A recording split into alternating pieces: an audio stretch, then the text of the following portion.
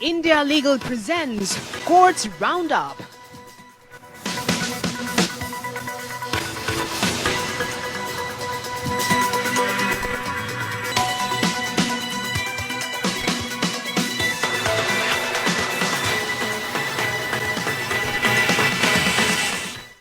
नमस्कार, courts roundup में आपका बहुत बहुत स्वागत है। मैं हूं आपके साथ वक्ता दुबे। इस बुलेटिन में अगले आधे घंटे हम आपको कोर्ट से जुड़ी तमाम छोटी बड़ी खबरों से रूबरू करवाएंगे। कोर्ट की कार्यवाही और सुप्रीम कोर्ट से लेकर हाई कोर्ट और लोअर कोर्ट्स तक के फैसलों को आपके सामने रखेंगे। लेकिन आगे बढ़ने से पहले नजर डाल लेते हैं अब तक की हेडलाइंस पर। समलैंगिक शादी मसला संसद पर छोड़ देना चाहिए। स्पेशल मैरिज एक्ट में स्त्री पुरुष जोड़ों की शादी का ही प्रावधान है। वकील अरुंधति काटजू ने कहा, एलजीबीटी के परिजन भी बच्चों की शादी देखना चाहते हैं।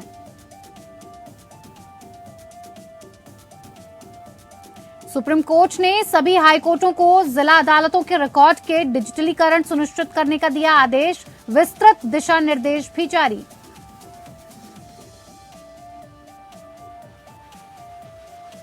महिला पहलवानों के यौन उत्पीड़न मामले में सॉलिसिटर जनरल तुषार मेहता ने कहा, एफआईआर से पहले प्रारंभिक जांच जरूरी। अगर सुप्रीम कोर्ट देता है निर्देश तो जरूर दर्ज करेंगे FIR.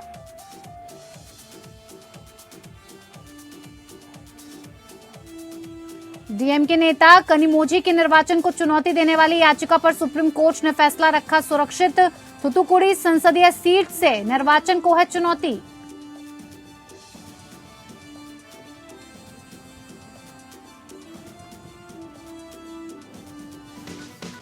India Legal presents Courts Roundup.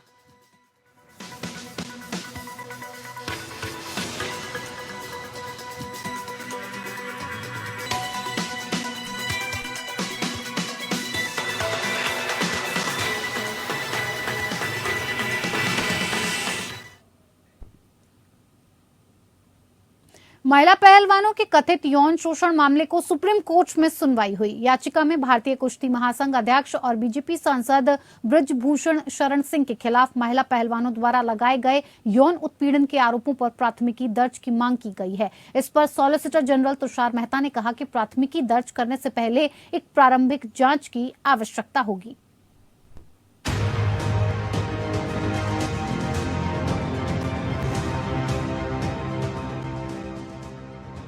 महिला पहलवानों के कथित यौन शोषण मामले पर सुप्रीम कोर्ट में सुनवाई के दौरान सॉलिसिटर जनरल तुषार मेहता ने सुप्रीम कोर्ट को बताया कि भारतीय कुश्ती महासंघ या डब्ल्यूएफआई के अध्यक्ष और बीजेपी सांसद ब्रजभूषण शरण सिंह के खिलाफ महिला पहलवानों द्वारा लगाए गए यौन उत्पीड़न के आरोपों पर प्राथमिकी दर्ज करने से पहले एक प्रारंभिक जाँच की आवश्यकता होगी। सॉलिसिटर जनरल ने ये भी कहा कि अगर सुप्रीम कोर्ट निर्देश देती है तो वो एफआईआर दर्ज करने के लिए तैयार है। पहलवानों की ओर से वकील कपिल सिब्बल ने मामले को सुप्रीम कोर्ट में मेंशन किया था। उन्होंने सीजीआई डीवाई चंद्रचूड़ से कहा कि पहलवान प्रदर्शन कर रहे हैं। 7 महिला पहलवानों ने शिकायत की है। पुलिस एफआईआर दर्ज करने को तैयार नहीं है। ब्रजभूषण के खिलाफ पॉस्को के आरोप लगाए गए हैं। सिब्बल ने कोर्ट में ये भी कहा कि कमेटी रिपोर्ट भी सार्वजनिक नहीं की गई है। आगे कहा गया है कि इस तरह के अपराध पर एफआईआर दर्ज नहीं करने वाले पुलिस अधिकारियों पर भी मुकदमा चलाया जाना चाहिए। सीआरपीसी के सेक्शन 166A में संशोधन हो चुका है। अब केस दर्ज न करने पर पुलिस पर मुकदमा चलाया जा सकता है। तुषार मेहता ने कहा कि मेंशन इसलिए किया गया ताकि ऐसा ना लगे कि सुप्रीम कोर्ट ने नोटिस जारी किया फिर भी तुरंत एफआईआर दर्ज नहीं की जा रही है। इसके बाद सिब्बल ने बताया कि याचिकाकर्ताओं का पक्ष भी एक एडिशनल हलफनामा दायर करेगा। भारतीय कुश्ती संघ यानी डब्ल्यूएफआई के अध्यक्ष हैं ब्रजभूषण शरण सिंह। वो भाजपा सांसद भी हैं। इन पर यौन उत्पीड़न का आरोप लगा है। ब्रजभूषण के खिलाफ दिल्ली के जंतर मंतर पर भारतीय पहलवान धरना दे रहे हैं। पहलवानों का कहना है कि शिकायत मिल जाने के बाद भी दिल्ली पुलिस उस मामले में एफआईआर दर्ज नहीं कर रही है। इस वजह से महिला रेसलर्स ने एफआईआर दर्ज करने की मांग करते हुए सुप्रीम कोर्ट का रुख किया। सीजीआई डीवाई चंद्रचूड़ ने दिल्ली पुलिस को नोटिस जारी कर जवाब मांगा था। महिला पहलवानों की याचिका पर दिल्ली पुलिस की तरफ से सॉलिसिटर जनरल तुषार मेहता ने आज सुप्रीम कोर्ट से कहा कि एफआईआर दर्ज करने से पहले कुछ प्राथमिक जांच की जरूरत है। बजरंग पुनिया, विनेश फोगाट, साक्षी मलिक समेत कई पहलवान कुश्ती महासंघ अध्यक्ष के खिलाफ कार्रवाई किए जाने की मांग कर रहे हैं। पहलवानों का आरोप है कि महिला पहलवानों के साथ यौन शोषण होता है। इसके साथ ही महासंघ के अध्यक्ष पर तानाशाही और मनमानी करने का भी आरोप लगाया गया है। इससे पहले महिला पहलवानों के यौन शोषण मामले को सुप्रीम कोर्ट ने गंभीर बताया था। Bureau report, APN news. Supreme court ने सभी हाईकोर्टों को जिला अदालतों के रिकॉर्ड का डिजिटलीकरण सुनिश्चित करने का आदेश दिया है। साथ में विस्तृत दिशा निर्देश भी जारी किया है। सुप्रीम कोर्ट की ई समिति ने डिजिटल संरक्षण के लिए एक एसओपी जारी किया है। एसओपी सहित डिजिटलीकरण प्रक्रिया के लिए 18 चरणों का प्रावधान करता है। निर्देश इसी से प्रभावित है।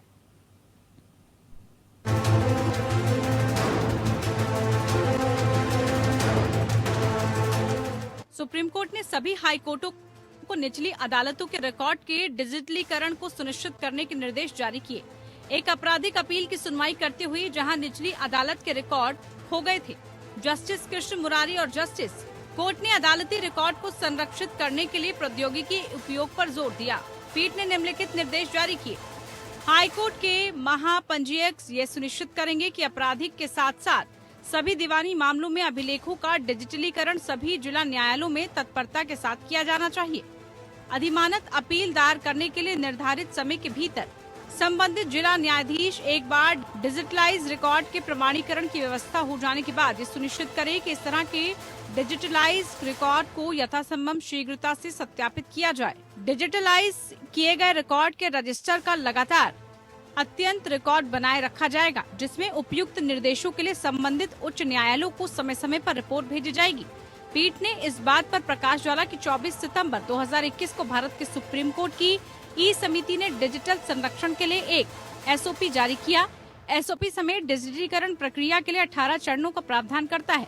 सभी हाई कोर्ट को न्यायिक डिजिटल रिपोजिटरी के साथ साथ मानकीकृत प्रणाली स्थापित करने की आवश्यकता है। दैनिक आधार पर प्रगति की निगरानी के लिए प्रत्येक हाईकोर्ट में एक डिजिटलाइज सेल स्थापित किया जाना है। विशिष्ट सेवाओं के लिए विक्रेताओं के साथ अनुबंधों का प्रबंधन करना सेल का काम है।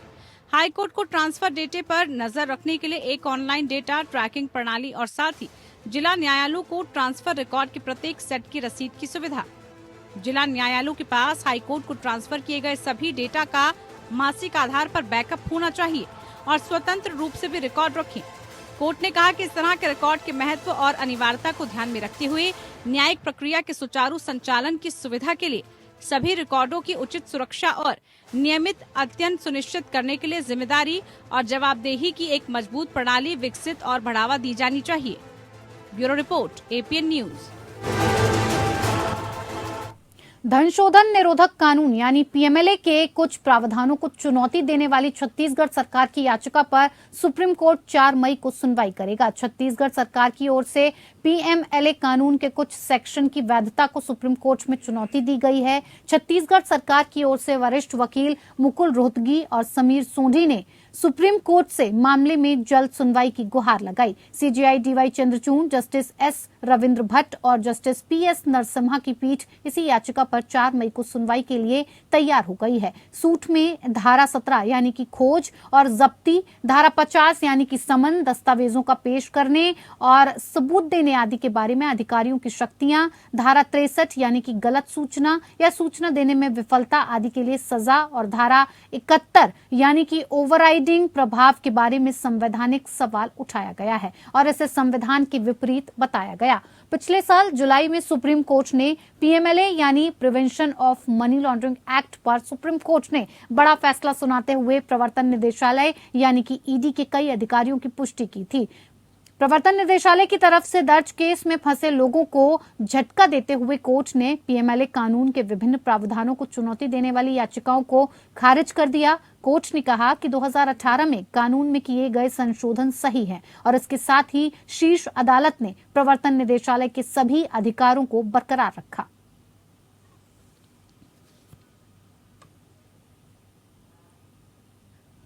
एक 1000 करोड़ रुपए खनन घोटाला और मनी लॉन्ड्रिंग के मामले में आरोपी पंकज मिश्रा और प्रेम प्रकाश को सुप्रीम कोर्ट से झटका लगा है। जस्टिस संजीव खन्ना की अध्यक्षता वाली बेंच के मामले में आरोपी पंकज मिश्रा और प्रेम प्रकाश की जमानत अर्जी खारिज की गई है। दरअसल झारखंड के सीएम हेमंत सोरेन के विधायक प्रतिनिधि पंकज मिश्रा को ईडी ने अवैध खनन मामले और मनी लॉन्ड्रिंग मामले में पिछले वर्ष जुलाई महीने में गिरफ्तार किया था। पंकज पर झारखंड में टेंडर मैनेज करने और साहिबगंज जिले में अवैध खनन के जरिए अकूत संपत्ति अर्जित करने के आरोप हैं। अवैध खनन मामले में पंकज मिश्रा, दाहू यादव और उनके सहयोगियों के 37 बैंक खातों में 11.88 करोड़ रुपए जमा किए गए थे, जिसे ईडी ने जब्त कर लिया। ईडी ने साहिबगंज, बरहेट, राजमहल, मिर्जा चौकी और बेरहरवा में 19 स्थानों पर तलाशी के दौरान कई दस्तावेज और 5.34 करोड़ रुपए नकद जब्त किए गए थे। साथ ही साइट से अवैध रूप से संचालित किए जा रहे 5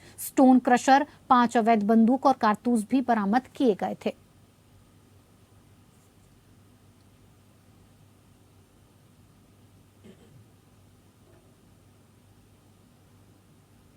इधर 2019 में संपन्न लोकसभा चुनाव में द्रमुक नेता कनिमोझी करुणानिधि के तमिलनाडु की थुथुकुडी संसदीय सीट से निर्वाचन को चुनौती देने वाली याचिका पर सुनवाई के बाद सुप्रीम कोर्ट ने फैसला सुरक्षित रख लिया है। जस्टिस अजय रस्तोगी की अध्यक्षता वाली बेंच ने कनिमोझी के लिए पेश वरिष्ठ वकील पी विल्सन और याचिकाकर्ता ए संतन कुमार के लिए अधिवक्ता मुकेश की दलीलें सुनने के बाद सुप्रीम कोर्ट ने फैसला सुरक्षित रखा। दरअसल डीएमके नेता कनिमोझी ने 2019 में थुथुकुडी क्षेत्र से चुनाव लड़ा था और उनके निर्वाचन को एक मतदाता ए सनातन कुमार ने चुनौती दी थी।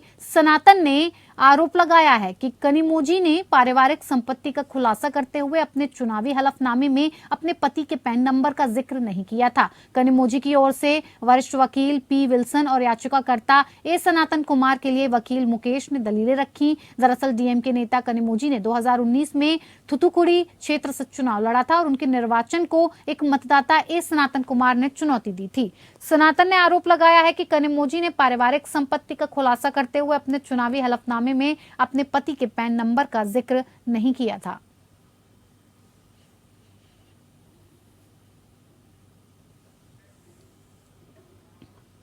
सुप्रीम कोर्ट में समलैंगिक शादी की वैधता पर सुनवाई हुई और इस दौरान सॉलिसिटर जनरल ने कहा कि समलैंगिक शादी मसला संसद पर छोड़ देना चाहिए। विवाह के अधिकार में राज्य विवाह की नई परिभाषा नहीं बना सकता। स्पेशल मैरिज एक्ट में स्त्री पुरुष जोड़ों की शादी होनी थी। वकील अरुंधति काटजू ने कहा कि एलजीबीटी के परिजन भी बच्चों की शादी देखना चाहते हैं। पेश है सुनवाई पर ये रिपोर्ट।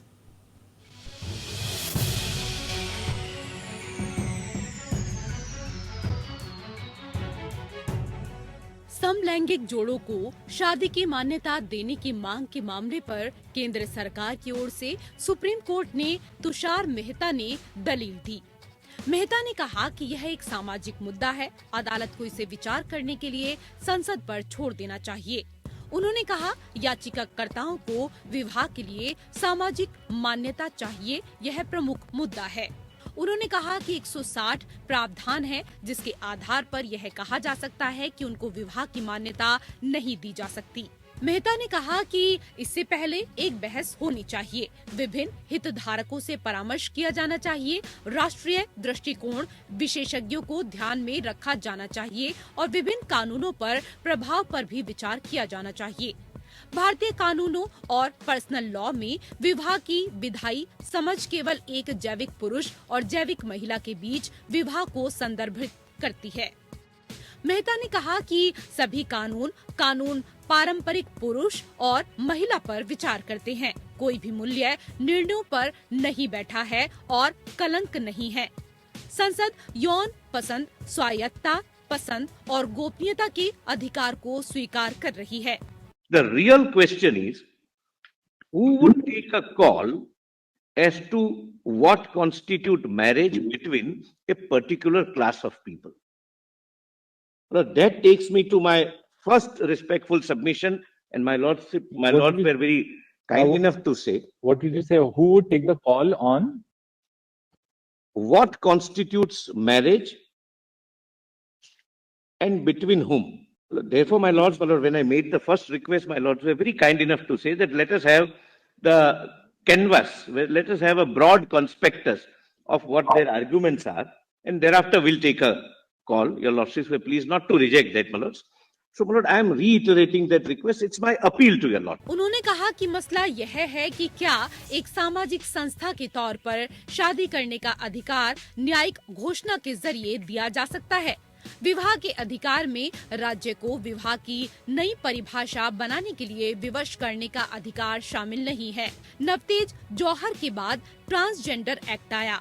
यहाँ सीमित प्रश्न यह है कि क्या विवाह के अधिकार को कोर्ट द्वारा अधिकार के रूप में मांगा जा सकता है। सॉलिसिटर जनरल ने कहा कि शादी का अधिकार भी संपूर्ण नहीं है, क्योंकि इसके लिए भी कानून है कि कितनी उम्र में शादी की जा सकती है।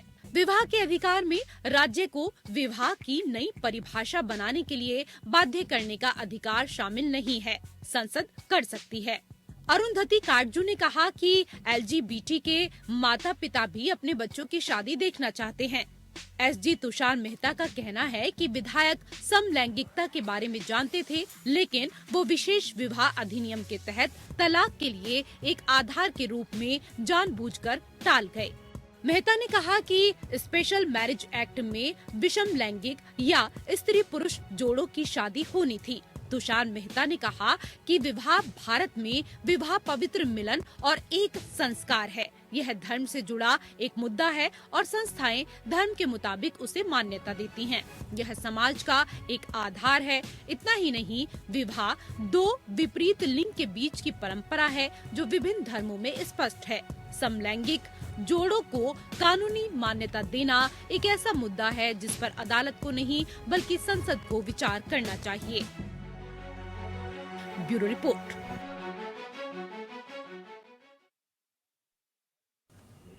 समलैंगिक विवाह मसले पर सुनवाई के दौरान प्रधान न्यायाधीश DY चंद्रचूड़ से जब सॉलिसिटर जनरल तुषार मेहता ने जटिल सामाजिक और जटिल मामलों में कानून बनाने के संबंध में न्यायिक शक्ति की सीमा पर अपने तर्क दिया और अमेरिका के डॉब्स कानून का हवाला दिया, जिसमें कहा गया कि गर्भपात पर कोई संवैधानिक हक नहीं है, इस पर CJI ने तुरंत टिप्पणी की, डॉब्स का हवाला न दें, हम इससे बहुत आगे हैं और सौभाग्य से ऐसा है।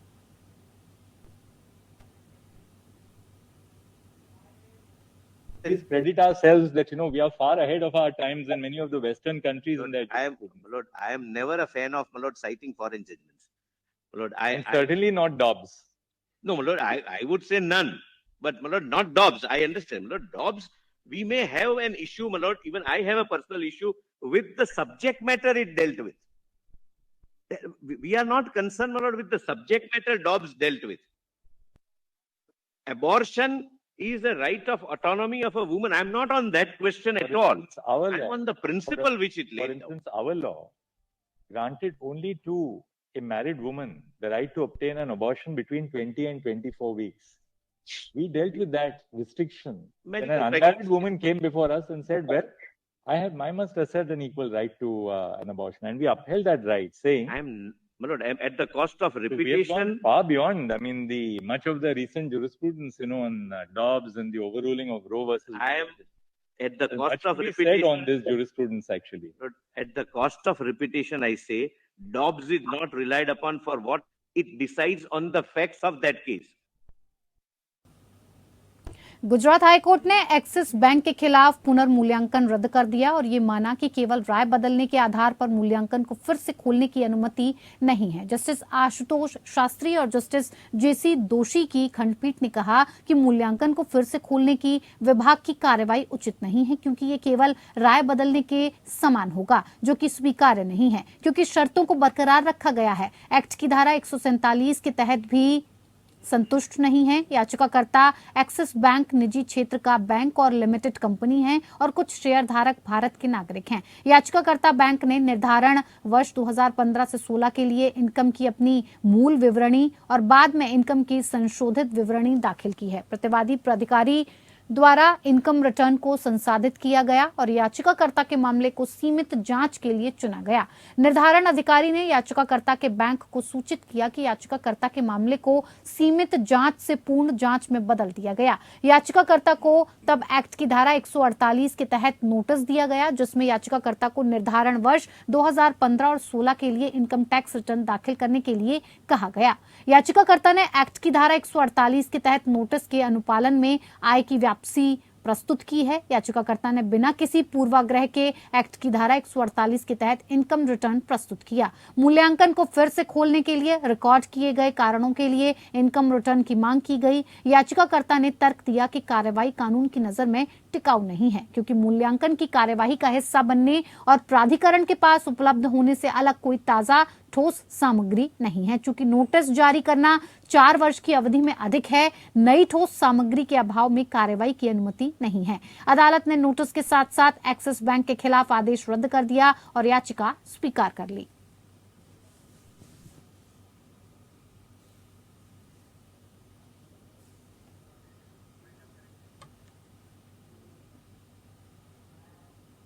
चलिए, कोर्ट्स राउंड अप में मेरे साथ फिलहाल इतना ही। मुझे दीजिए इजाजत। नमस्कार। India Legal presents Courts Roundup.